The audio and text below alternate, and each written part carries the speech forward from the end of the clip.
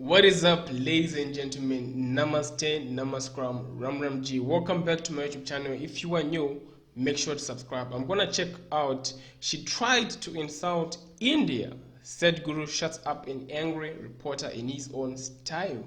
Why would you try to insult Bharat? Why would you try to insult India?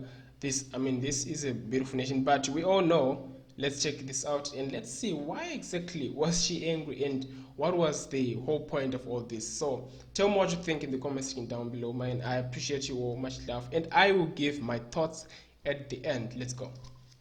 So my question is actually on Bharat, since the government there is going to be changing pretty soon. And I wanted to find out, Hinduism concentrates a lot about inner transformation, but I see a lot of lack of, a social consciousness and service, or Social as you term, going out and having a sense that, this is my country.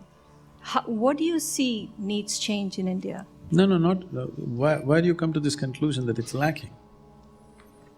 I see it. No, it's not true. You're looking at it from you're trying to put a template, a Western template on India, which we're very proud that we are like a cosmic chaos. You understand? We feel homesick if there's too much order. Do not misunderstand that as lack of social consciousness. passion for what it is. There's enormous passion.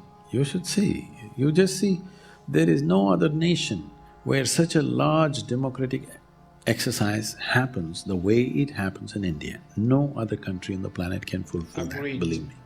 You should see how it happens. Even the poorest, in the remotest possibility where there's no road or electricity, even there he gets to vote, okay? It's a big thing. Anyway, what is the possibility? The next 5 years will be scintillating for India, probably 10 years. So, big changes are going to happen for sure, because what has been lacking for India is, an Indian has never been the leader of the country. When I say this, I'm saying our education systems in India have been such, once we get English educated, our brains are in Greenwich Mean Time. Yes. That's a good point. That's a fair So, point. there has not been a leadership who understands people the way they are. Somebody who will not ask Indian people to fit into another format which is not theirs.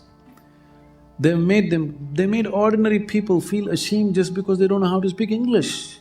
They can speak their mother tongues fluently, but people are ashamed that they can't speak English.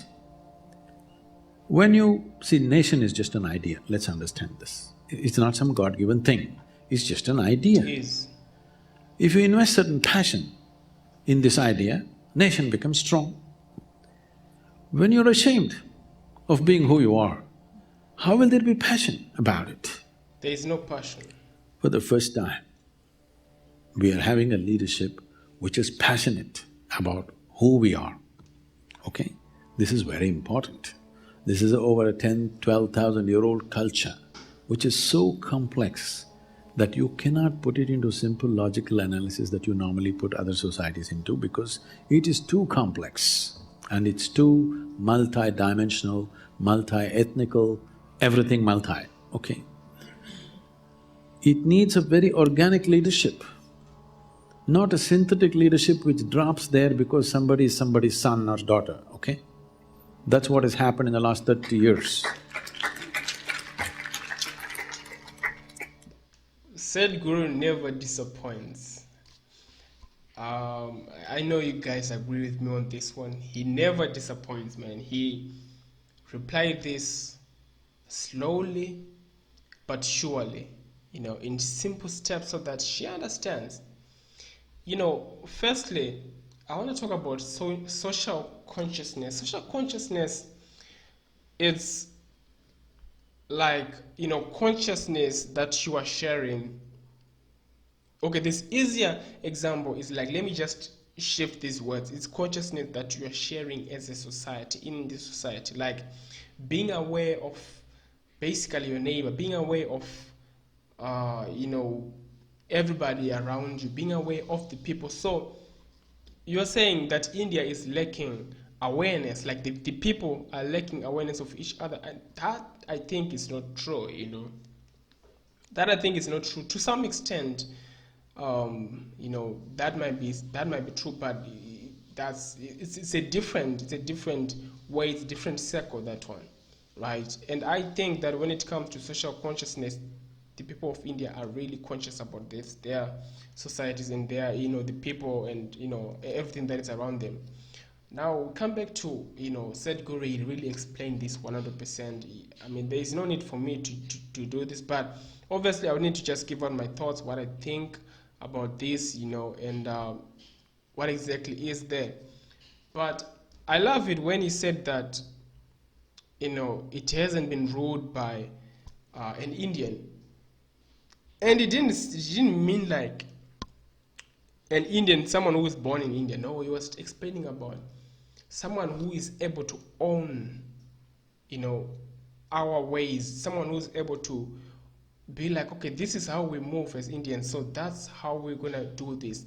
We're gonna teach our children this, and we're gonna uplift it in this way, right? Not to make all those that don't understand English to be like, okay, so we are not fit to do this, we are not enough because we don't know English. English is another country's language. I mean, I understand that it was made in international language, but to be whole doesn't mean that you need to know English. And that's what you were saying right here. Like, they are fluent in their mother tongues, in their native languages, but they don't feel like they belong because the criteria that is set is of that you need to know this language, or you need to have this and that to be, to be whole, to be made for, to fit in with others.